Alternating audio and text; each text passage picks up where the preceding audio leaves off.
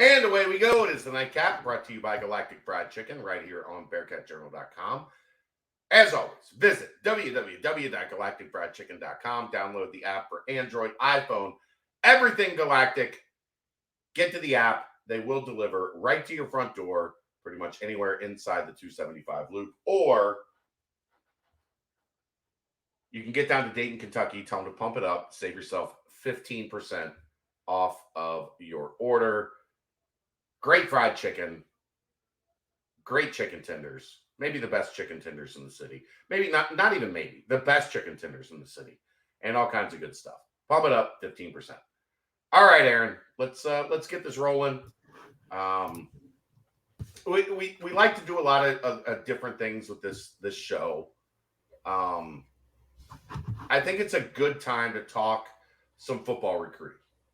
And not in a very specific, great news yesterday. They landed a high 3-star defensive lineman out of Florida named Garrison Butler. It pushed him up. I think the last I saw, they were number 20 in the 20 still accurate rankings.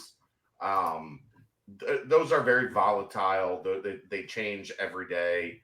But once Butler's ranked, he's currently unranked. Once he's ranked, we'll move up again from 20. But yeah, well, I think he's got a 24/7 ranking. He doesn't have a composite.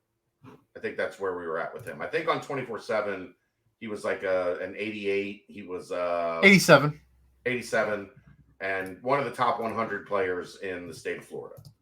So obviously a very good get. A get that a couple of years ago we would have been like throwing a party. Now, the average rating for Cincinnati is right around that mid 87 mark. The Bola School is a very good public high school in Jacksonville. There are a lot of people that have mentioned Cincinnati's got a lot of juice in Jacksonville, in that Central Florida region. Some of that credit to UCF, because Cincinnati's been able to kind of kick their butt lately. There's a lot. Always got to make sure to thank UCF. Yeah, you have to thank UCF. There's a lot of juice kind of for Cincinnati football down there because they've been front of mind. Well, I mean, even if we're looking at the entire class, which I do have pulled up here, the Qua Birdsong, Georgia, Cale Woodburn, Georgia, Daniel James, Georgia, Josiah Knight, Havana, Florida, Dakari Anderson, Georgia, Zaravion Johnson, South Carolina, Garrison Butler, Florida. We got some ties. We got some juice down south. Yeah, I mean, again, you go back. This is you almost beat Georgia in the Peach Bowl. Guess what? A lot of people in Georgia watched Cincinnati and Georgia play and went, "Damn, Cincinnati was just as good as Georgia." Like, yeah, there was a 54-yard field goal to give Georgia the win, but like Cincinnati was right there with Georgia. And the teams in Florida, like we talked about, like they're consistently playing a UCF program that has some juice down there. They've got coaches that have ties down there. For me, bro, if I had a number 2 state, Ohio is always going to be number 1 for this program. Sure, you're going to want to recruit Ohio. Absolutely. If I could make anywhere number 2, it would be Georgia. Either one, Florida, Georgia, you're not going to get a bad state between the two. I would personally, the weird thing about Georgia that I've kind of discovered as Cincinnati has kind of been more and more relevant, there's a lot of families in Georgia that have ties to Ohio. It's also an easier sell to a family to travel if you're talking Georgia to Ohio. In 6 hours. Depending on where you are in Georgia, sure. Yeah, you can get up here in 6-7 hours, pretty easy. But I wanted to use this space to kind of discuss this recruiting cycle. And I know there's been a lot of animosity, a lot of angst, a lot of doubt, a lot of uncertainty. I would say where this staff has gotten this program right now in terms of high school recruiting for 2024, I would give a solid A. maybe you'd like, maybe if you're a person that would like a little bit more Ohio flavor to it, you go A-. But who cares where they're from? well, but it does matter. And Dave talked about this tonight on the BCJ pod. In the transfer portal era, you do need to keep some proximity, some roots at the bottom of the tree. But now the Florida and Georgia kids are probably the fruit at the top of the tree. The Cincinnati kids are going to be the roots of that tree. The Ohio kids are going to be the root of those trees. So I don't disagree with Dave there, but I'm with you more. Go get as many talented players as you can. Yeah. And let the chips fall where they may. But what I thought would be interesting to talk about tonight is to educate people on where we're at in the cycle and what comes next. Because let's be honest, a lot of people that are watching this are kind of new to how the recruiting calendar works, one. And two, it has changed a lot recently. So the way the recruiting calendar used to look is a lot different than how it looks now. 2 years ago, they started allowing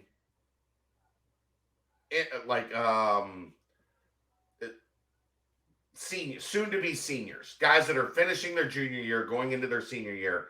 They allowed them to start taking official visits in June. So it used to be the official visit cycle wouldn't really happen until December.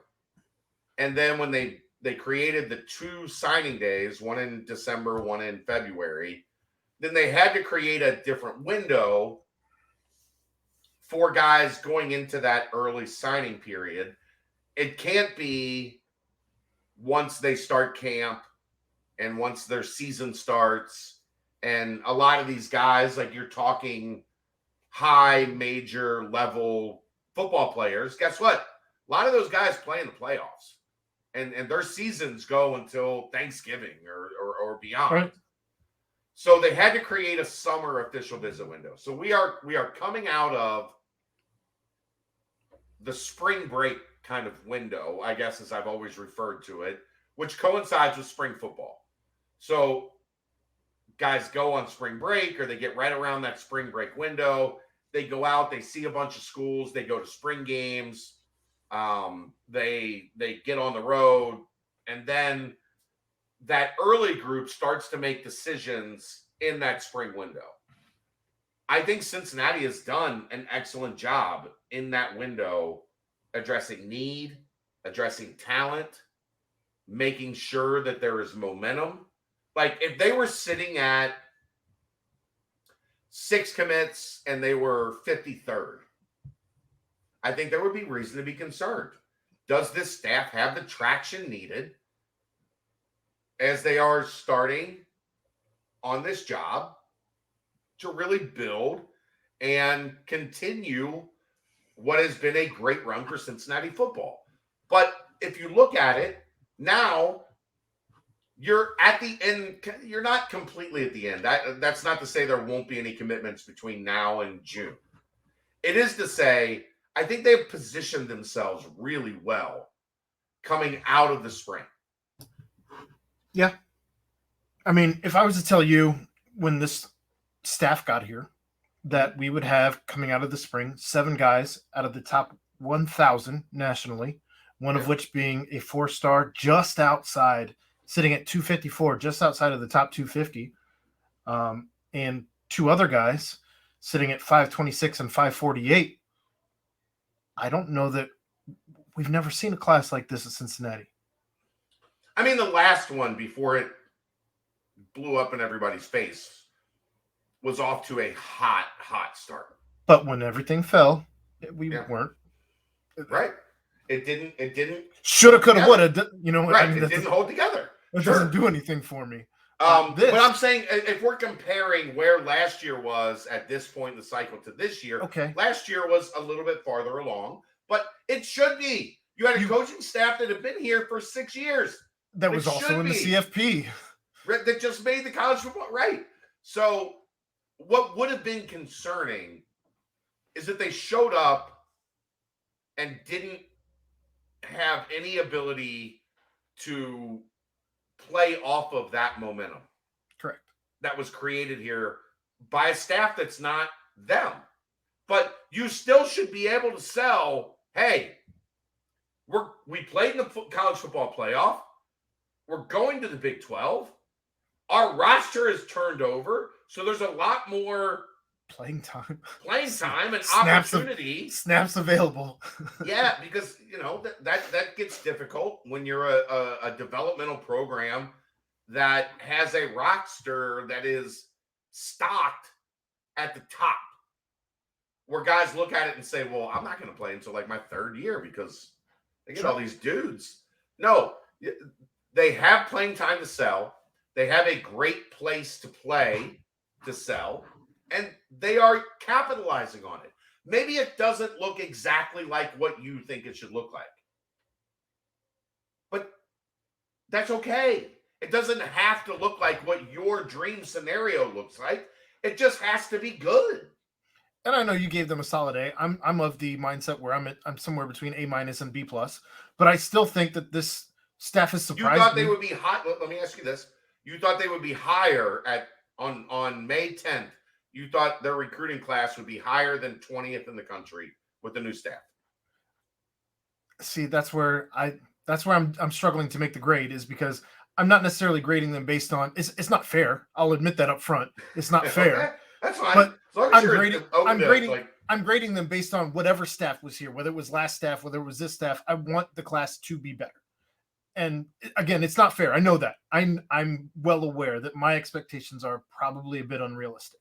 I think I would agree if the average rating was in the 85 or 86 range. I would agree with you that it's not an A, but it is still it's for me up above 87 is about where they need to be for year one.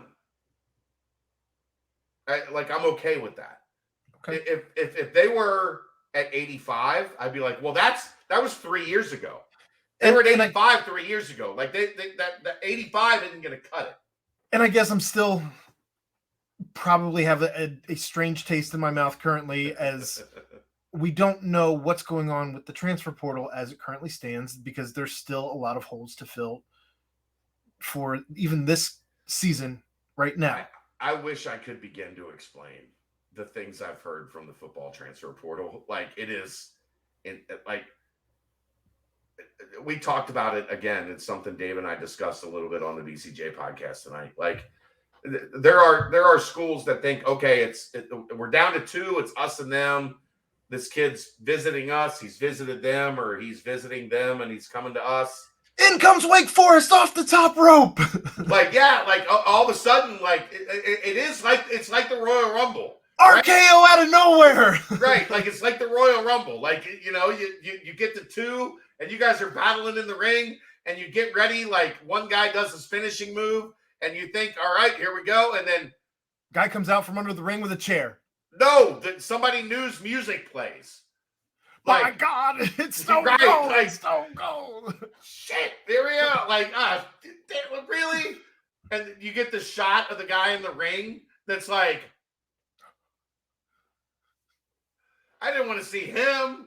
Like, that's what the transfer portal is like right now in college football. I think they have a good pulse on several guys that could really bolster this roster, but I'm not confident in saying they're going to get any of them, because even if I think they're in the lead, somebody else is coming off the top rope or somebody else is walking down the ramp. I know I'm critical because I'm still a fan at heart. I know. But I do want to say that this staff has surprised me, and I do want to give credit where credit I feel is due. Do I want it to be better? Absolutely. Am I concerned about this season and still have question marks about the team as it currently exists? We all have question marks. 100%. There's 7 games that are within a 3-point spread.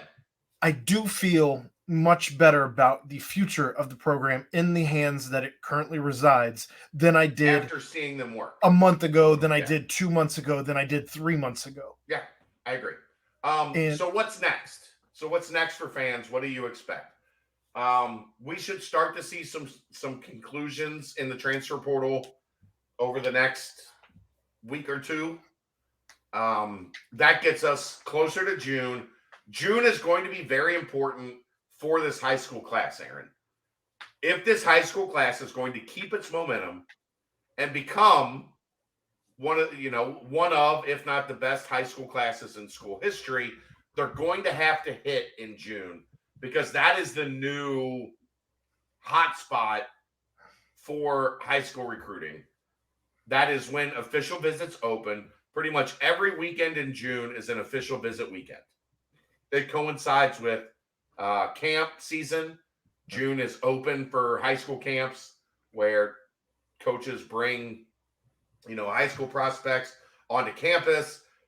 We saw last year, if you remember, they had that first camp weekend, that first official visit weekend, and like 9 guys committed in 30 minutes. Whatever it was, whatever dumb shit happened that day when I was trying to go to a fish show. Then 6 of them decommitted later on. None of them showed up at UC. But June is now kind of the hot spot.